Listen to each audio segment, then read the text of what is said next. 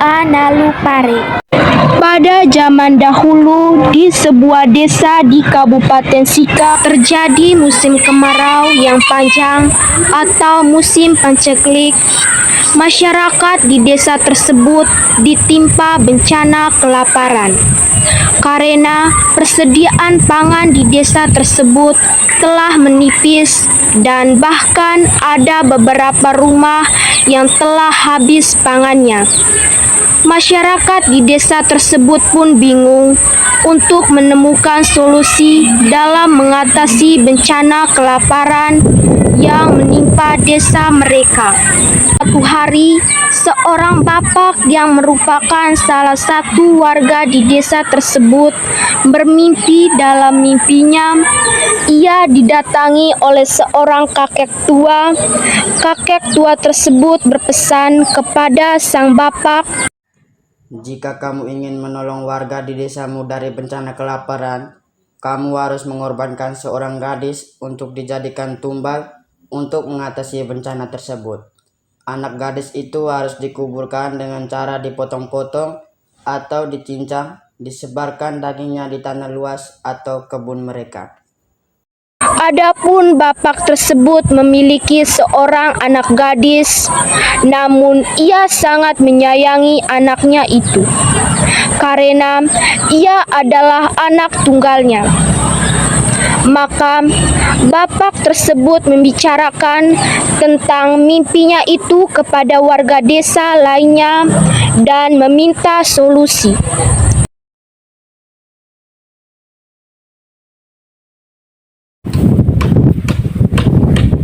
Tadi malam ibu saya ada mimpi bahwa satu anak kita bilang kalau kita tidak mau kita punya desa ini terjadi bencana kelaparan terus menerus, kita harus korbankan salah satu anak perempuan kita. Kami tidak setuju karena kami tidak mau anak perempuan kami dijadikan. Karena tidak seorang pun yang mau mengorbankan anak mereka, maka dengan berat hati bapak tersebut mengorbankan anak gadis kesayangannya itu. Keesokan harinya, ia mengajak anaknya ke kebun dengan alasan untuk mencari kayu bakar. Nona, mari sudah kita pergi cari kayu api di kebun. Akhirnya, ia dan anaknya pun pergi. Sesampainya di kebun, mereka bersama-sama mencari kayu bakar. Setelah selesai mencari kayu bakar, bapak tersebut berpesan kepada anaknya untuk menunggu sebentar. Ternyata, bapak itu pergi untuk mengambil parangnya. Dan akhirnya ia pun datang dan langsung menghunus leher anaknya.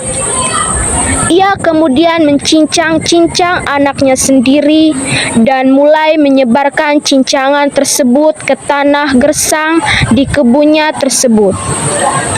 Ia sangat bersedih karena telah melakukan hal tersebut.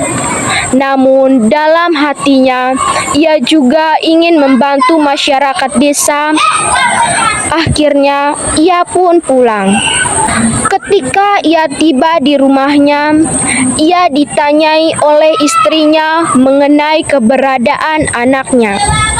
Ia hanya bisa mengatakan bahwa anak mereka akan pulang sebentar lagi.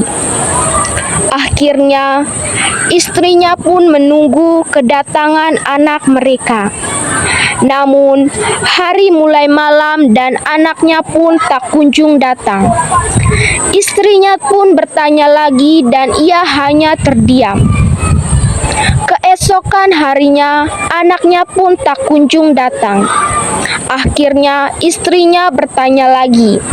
Ia pun tak tahan lagi melihat kegelisahan istrinya dan ia pun mengatakan bahwa anak mereka telah meninggal.